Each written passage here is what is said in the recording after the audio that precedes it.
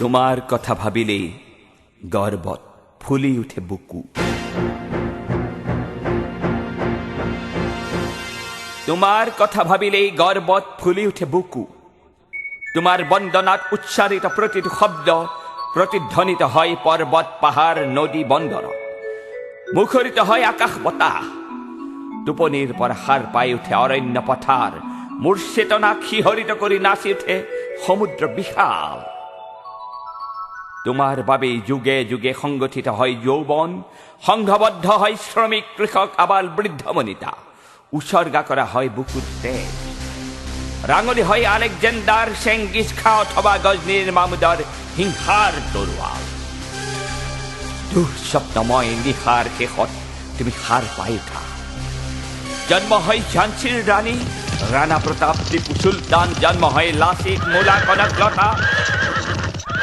উফৰি আঁতৰি যায় দুখৰ কোলা ছাঁ।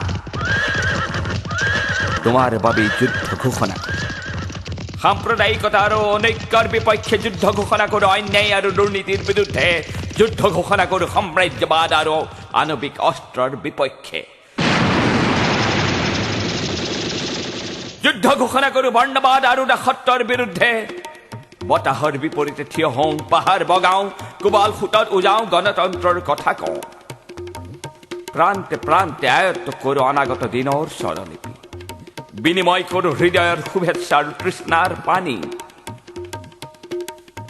মোৰ জন্মস্থান বা গাঁৱৰ নাম যিয়েই নহওক, মোৰ গাঁৱৰ পথত এটাও শিল পৰক বা নপৰক, তথাপি মোৰ সমগ্ৰ সত্তাত তোমাৰ অতনু বৈভৱ। কাৰণ মই জানো মোৰ দেশ মানুহৰ দেশ, মোৰ দেশ ৰামধেনুৰ দৰে বৈচিত্ৰ্যময় ৰঙৰ দেশ। মোৰ দেশ মোৰ পেটৰ ভাত, মুখৰ মাত, বিচিত্ৰতা ইয়াৰ স্বাভাৱিক বেশ।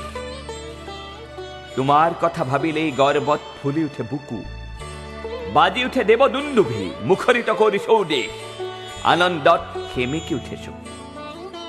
বতাহ ফালি বৈ আহে ফুলৰ সুবাস, বতাহ ফালি বৈ আহে সম্প্ৰীতিৰ আলাপ, বতাহ ফালি বৈ আহে স্বাধীনতাৰ গান, বতাহ ফালি বৈ আহে গণতন্ত্ৰৰ টান।